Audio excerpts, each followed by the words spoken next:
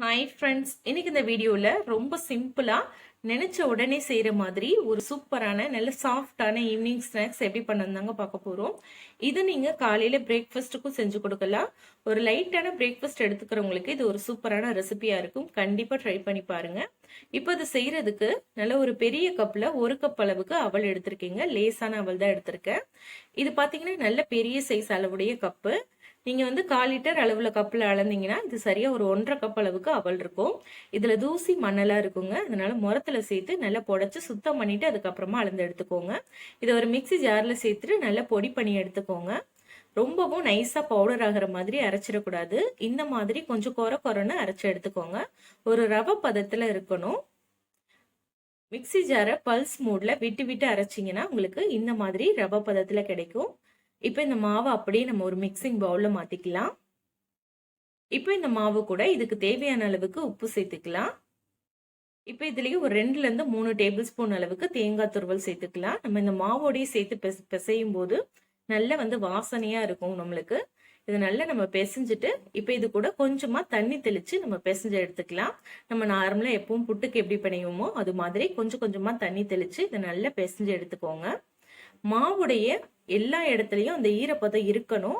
அந்த அளவுக்கு நல்லா வந்து நம்ம தண்ணி தெளிச்சு பிசைஞ்சுக்கணும். நல்லா பிசைஞ்சதுக்கு அப்புறமா இந்த மாதிரி மாவு எடுத்து கையில பிடிச்சு பாருங்க, நல்லா பிடிக்க வரணும். அதே மாதிரி உதுத்து விட்டீங்கன்னா நல்லா உதிர்ந்து போயிடணும். ஸோ இதுதான் அளவு. இந்த பதத்துல பிசைஞ்சு எடுத்துக்கோங்க.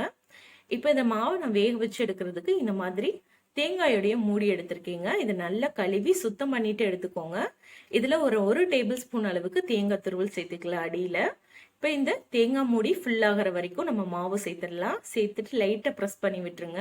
இப்போ இதே மாதிரி 2லையும் நம்ம ஃபில் பண்ணி எடுத்துக்கலாம். இப்போ இந்த மாவை நம்ம வேக வச்சு எடுக்கணும். இதை வேக வச்சு எடுக்கிறதுக்கு நான் ஏற்கனவே இட்லி பாத்திரத்தில் தண்ணி சூடு பண்ணி வச்சுருக்கேங்க. மேலே ஒரு இடியாப்பு பிளேட் போட்டிருக்கேன். இந்த தேங்காய் மூடியை நம்ம அப்படியே அந்த பிளேட் மேலே இந்த மாதிரி கவுத்து விட்டுறலாம். அப்போ இந்த இடியாப்பு பிளேட்டில் இருக்க ஹோல்ஸ் வழியாக உங்களுக்கு ஆவியெல்லாம் வந்து நல்லா புட்டு சாஃப்டாக வெந்து வரும். இப்போ இதை மூடி போட்டு மூடிட்டு ஒரு 5லேருந்து 6 நிமிஷம் வரைக்கும் இதை நல்லா வேக வச்சு எடுத்துக்கலாம். இப்போ எனக்கு ஒரு 6 நிமிஷம் ஆயிடுச்சுங்க. புட்டு வந்து சூப்பராக வெந்திருக்கும். இப்போ இதை நம்ம எடுத்து அப்படியே சூடாக சர்வ் பண்ணிடலாம். இந்த மாதிரி ஒரு தட்டில் எடுத்து கவுத்திங்கன்னா அழகாக வரும். ரொம்ப ரொம்ப சாஃப்டாக இருக்கும். ஒரு 10 நிமிஷத்தில் செஞ்சிடலாம். நம்ம எடுத்த அளவுக்கு பார்த்தீங்கன்னா தாராளமாக ஒரு 3 பேர் சாப்பிடலாம். நான் இன்னைக்கு நாட்டு சர்க்கரையோட சர்வ் பண்ணியிருக்கேன். இது மேலே நல்லெண்ணெய் ஊற்றியும் சர்வ் பண்ணலாம். வாழைப்பழம் இருந்தால் கூட வச்சு சர்வ் பண்ணுங்க. ரொம்ப ரொம்ப சூப்பராக இருக்கும். நல்ல ஒரு ஹெல்த்தியான ஒரு ரெசிபி. கண்டிப்பாக உங்கள் வீட்டில் ட்ரை பண்ணி பாருங்கள். இந்த அவல் புட்டு ரெசிபி உங்களுக்கு பிடிச்சிருக்கும்னு நினைக்கிறேன். பிடிச்சிருந்தா மட்டும் வீடியோக்கு ஒரு லைக் கொடுத்து வீடியோவை ஃப்ரெண்ட்ஸ் கூட ஷேர் பண்ணிக்கோங்க. சப்ஸ்கிரைப் பண்ணலைன்னா மறக்காமல் சப்ஸ்கிரைப் பண்ணிக்கோங்க. தேங்க்யூ.